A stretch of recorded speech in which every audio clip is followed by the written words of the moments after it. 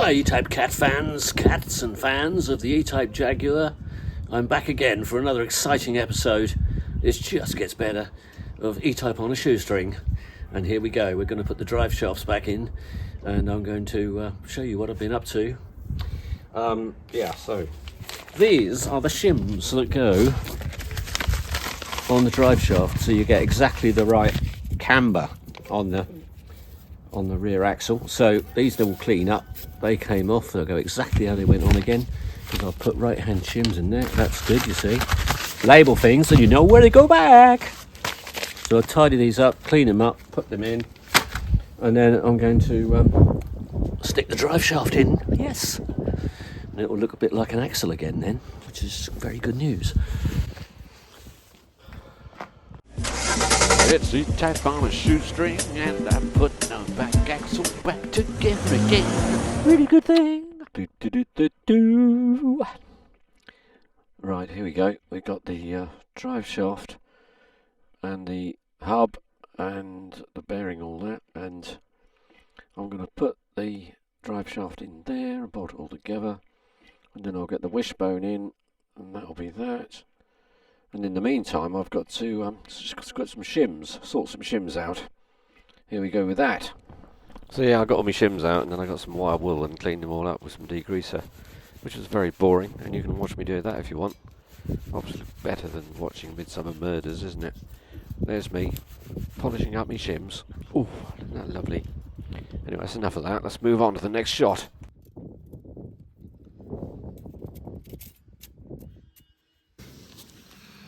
So this can go up here,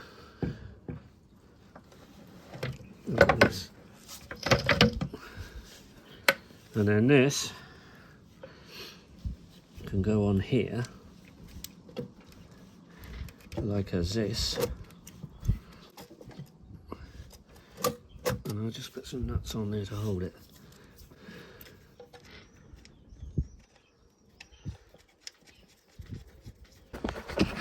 Okay, we've got the torque wrench in there,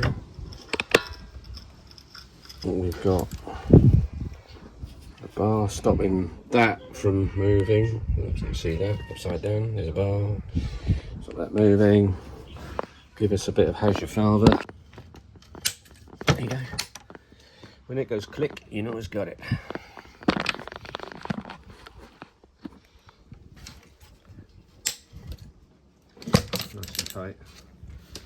Nice and tight, but not too silly tight. Now we've got to try and sort out this lot in here. It's going to be fun, isn't it? So there's a whole load of washers and bits to go in there. I'm going to try and figure out the way they go in, make sure everything's clean. Right, okay, so all the little bits that go in the fulcrum at the bottom, remember all those rings, hundreds of rings and seals?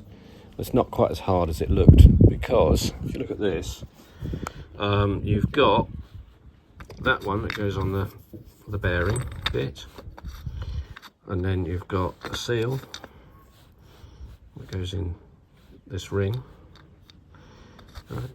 And then you've got that bit there, and then you've got this on top, and that is basically what you have each side of the fulcrum in here. Look, it goes in there like that, basically, only that way around, with the big washer on the outside. So I'm going to pack some grease in them to hold them together, and then try and feed the feed the bolt through to hold it all together. Okay.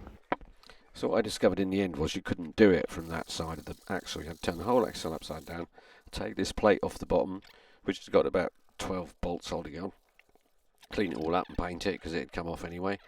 And then I could get to the fulcrumy bit, and I had to hammer it a bit, get some dents out, and put the fulcrum back together with the plate off the bottom of the thing, and that was all right.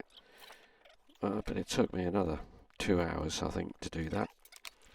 Never mind. Look at this lovely job I'm doing.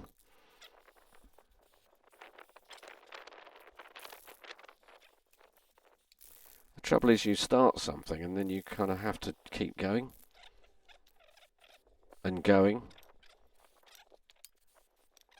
and going And now it's time, the amazing time that I've been looking forward to. I'm going to put all the shock absorbers back in, and I'm going to get my grease gun out, and I'm going to put the plate back under. That's done. You know, I'm going to sort that today. Rear end will be sorted, and then I've got to weld those nasty rusty bits up. So, you know, I'll be back on the road soon, I hope. Just got to get those jobs done. Yes, we have. Somebody cleverly has put all of the bolts back in, so you know we're not going to lose any bolts. That goes like that. That goes in there. Up she goes. Hooray, and up she rises. I'm sure there's no copyright on that. Tap it down with a block of wood, so as not to damage anything. Right, there's the yellow at the top, which is the bottom, which is the top, it's upside down. That goes through there, lovely. Pop these the other side. I don't know if you can see that in there. That's where the bolt is. And that's where I've got to put the nut on, but I can't get my hand in there because my phone's in the way. So you have to believe I've done that. Just believe I've done it. I'm not holding it. Right. So, here we go.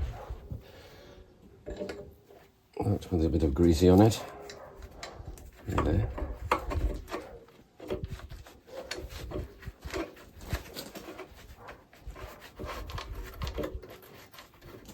That's very good. Right, so when it gets to there,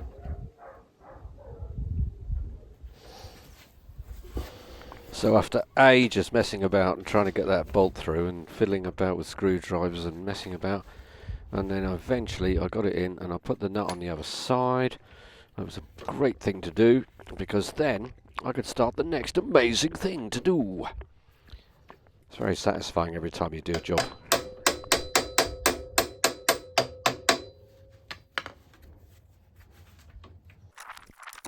And just to give you a rough idea of how painstaking this was, it took me ages to line the thing up, and then to get the bolt through, and then to tighten it up with a spanner. But I did it, and I just want you to bear the pain with me while you watch this, because it really was a bit of a nightmare. And it takes hours, but you get there in the end if you persevere. And it's all brilliant fun, especially when your arm aches after winding spanners all day. Very difficult to film and do at the same time, which is why this is low budget TV Productions Limited. But you know, all my stuff was low budget in the 90s, wasn't it? All them stupid cookery shows. And so now, instead of cookery, we've got spannery instead. Right.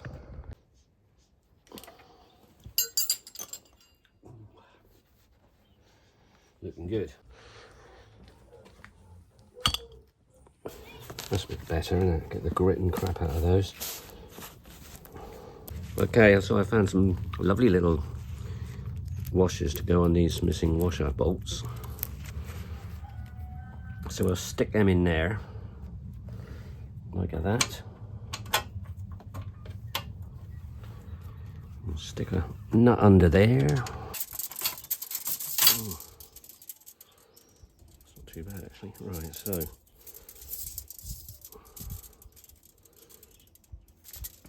that one's on there. So you should have done that before you put the calipers back in, really, shouldn't you? And put your brake pipes on before you made it so it's inaccessible to get in there. That's the bit we're going to use. Do that again. Put another union on there.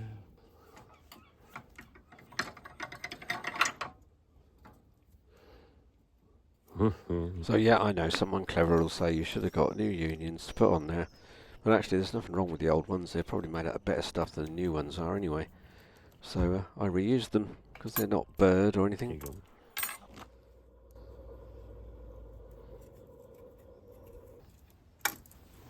Bit of grease on there, tiny bit of copper grease just to help ease it in.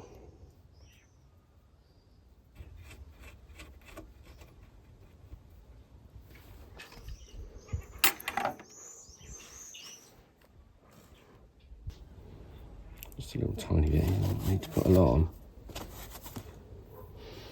This has got to go right in the back here, look. This one I started to bend earlier. It's excellent. So we can get a little bit of a spanulator on there.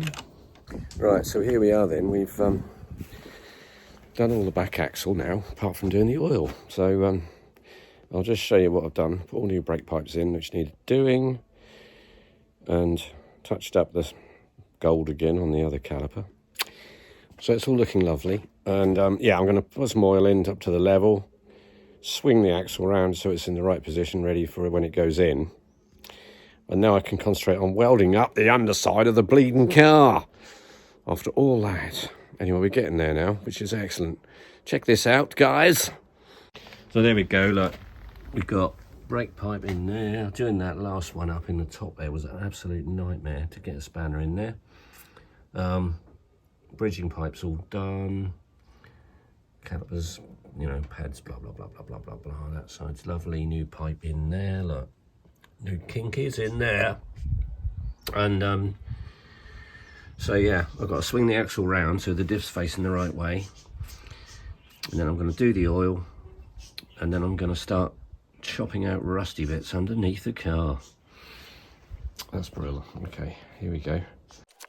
This is a very heavy item, and it's recommended that you don't do stupid things like try and move it around on your own, unless you're a complete and utter idiot and you've got a shoestring YouTube channel. EP gear oil, SAE 90, extreme pressure. That's what I'm under, so I need to use that because I'm always under extreme pressure. Ooh,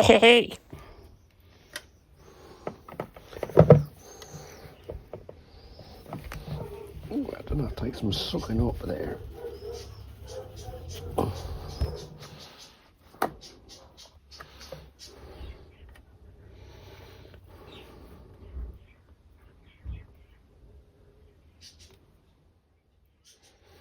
Put that on there.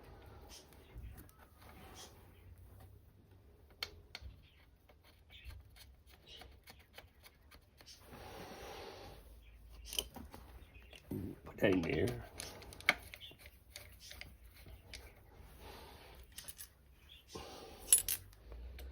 A little tiny bit, but not too much. We'll just feel that good tight. Perfect. There you go. We've got oil in the diff. Job done. Job done indeed. And there we go. That's another episode of the amazing channel. Each up on a shoestring, and it's coming at you. And that's what the car looked like about 20 years ago. And I think I might have to paint it again because it looks amazing. Thanks for watching. Oh yeah, and I might put those indicator things back on the sides near the front lights. And there's some little red ones under the rear bumpers you can see, because that's what the American ones had. But actually, I took them off and it looks better with them on. So they're going back on again. It's great, this thing, because I can actually look at my old pictures of the car and go, actually it should look more like that, shouldn't it? Cool.